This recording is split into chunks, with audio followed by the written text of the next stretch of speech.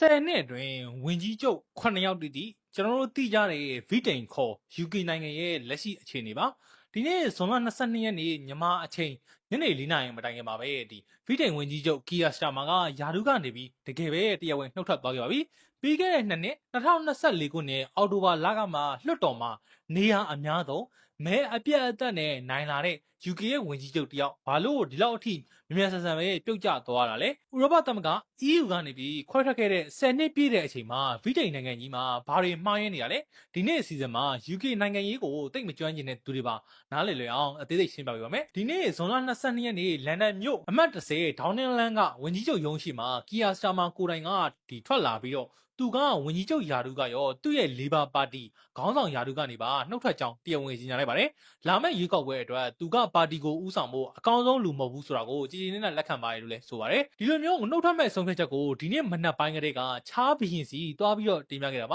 ါမိန်ကုန်းပြောနေရင်လည်းခက်ခဲတဲ့အချိန်တွေမှာအနားမှာကြောက်ဆောင်ကြီးတစ်ခုလိုရှိပေးခဲ့တဲ့သူ့ရဲ့ဇနီးဖြစ်သူဗစ်တိုးရီးယားနဲ့သားသမီးတွေကိုကျေးဇူးတင်ကြောင်းပြောချိန်မှာသူကအတန်တွေတုံရင်ပြီးတော့မျက်ရည်ဝဲတဲ့အထိ emotion ဖြစ်ခဲ့ပါတယ်ဒါပေမဲ့သူကချက်ချင်းတော့ထွက်မှာမဟုတ်ပါဘူးလီဘာပါတီတွင်ခေါင်းဆောင်တဲ့ရွေးချယ်ပွဲပြီးဆုံးတဲ့အထိဝင်ကြီးချုပ်အနေနဲ့ယာယီဆက်ရှိမှာဖြစ်ပြီးတော့နောက်တက်လာမဲ့သူကိုအာဏာစနစ်တကျလွှဲပြောင်းပေးသွားမယ်လို့ကတိပေးခဲ့ပါတယ်ဗြိတိန်နိုင်ငံရေးမှာအာဏာရပါတီကခေါင်းဆောင်ကအလိုလျောက်ဝင်ကြီးချုပ်ဖြစ်တာပါပြည်သူကဓာတ်ရိုက်ရွေးစရာမလိုဘဲနဲ့ပါတီကခေါင်းဆောင်ပြောင်းလိုက်တာနဲ့ဝင်ကြီးချုပ်ချက်ချင်းပြောင်းသွားတာပ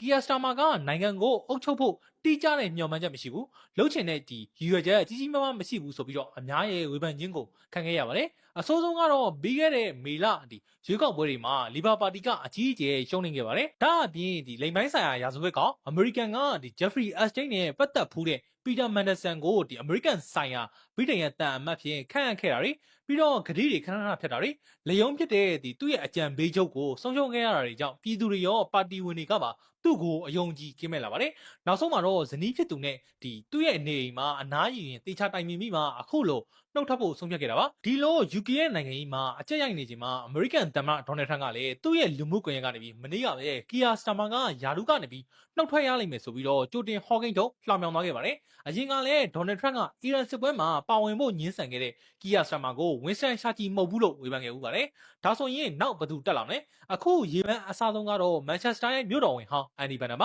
သူကပြီးခဲ့တဲ့ရက်ပိုင်းကဂျာပြတ်ရွေးကောက်ပွဲမှာ Reform UK ပါတီကိုအပြတ်အသတ်နိုင်ယူခဲ့သူဖြစ်တော့ပါတီဝင်တွေကသူ့ကိုပြုပြင်ပြောင်းလဲရေးပါတီရဲ့နှိမ်နင်းသူအဖြစ်အားကိုးပြီးတော့ဝင်ကြီးချုပ်အသစ်အဖြစ်တင်မြှောက်ဖို့ဝိုင်းပြီးတော့တွန်းအားပေးနေကြတာပါတကယ်တော့ဗြိတိန်မှာအခုလိုဝင်ကြီးချုပ်တွေဒီခဏခဏပြုတ်နေရတဲ့အဓိကတရားခံကတော့လွန်ခဲ့တဲ့10နှစ်2016ခုနှစ်ဇွန်လ23ရက်နေ့ကဥရောပသမဂ္ဂကနေပြီးနှုတ်ထွက်ဖို့မဲပေးခဲ့ကြတဲ့Brexit ကြောင့်ဖြစ်ပါတယ် Brexit ကမနေ့ပြန်ဆိုရင်ဗြိတိန်မှာ10နှစ်ပြည့်ပါပြီဒီအထိတုန်းကဥရောပကနေပြီးထွက်လိုက်ရင်စီးပွားရေးကောင်းလာမယ်နိုင်ငံသားတွေဝင်လာတာတွေရော့သွားမယ်လို့ကတိပေးခဲ့ပါတယ်လက်တွေ့မှာတော့ပြောင်းပြန်ဖြစ်သွားပါတယ်စီးပွားရေးပညာရှင်တွေရဲ့အဆိုအရနိုင်ငံရဲ့ဒီ GDP ထုတ်လုပ်မှုတန်ဖိုးက2%ကနေပြီး8%အထိဆုံးရှုံးခဲ့ပါတယ်ဒါကြောင့်ကုန်သွယ်မှုတွေအကြီးအကျယ်ထိခိုက်ခဲ့ပါတယ်လူဝင်မှုကြီးကြပ်ရေးမှာလည်းနိုင်ငံသားဝင်ရောက်မှုက2021ကစပြီးတော့တစ်နှစ်ကိုပြင်းပြ9သိန်းခွဲလောက်ရှိလာပြီးတော့ပြီးခဲ့တဲ့2023ခုနှစ်မှာဆိုရင်9သိန်းခွဲလူတစ်သန်းနီးပါးအထိစံချိန်တင်ပြီးတော့ဝင်ရောက်ခဲ့ပါတယ်ဒီတော့ဗြိတိန်ပြည်သူအများစု60%လောက်ကဥရောပသမဂ္ဂကနေပြီးနှုတ်ထွက်ခဲ့တာကိုနောင်တရနေကြပေမဲ့ငွေကြေးကုန်ကျစရိတ်နဲ့လူဝင်မှုကြီးကြပ်ရေးစိုးရိမ်မှုတွေကြောင့်ပြန်ပြီးဝင်ဖို့ကလည်းမလွယ်သေးပါဘူး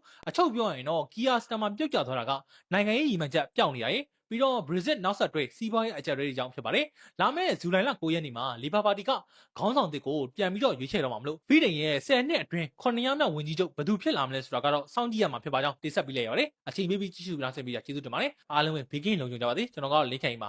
နောက်ဗီဒီယိုမှာပြန်ပြီးတော့ဆောင်းတွေ့ပါမယ်ခင်ဗျာ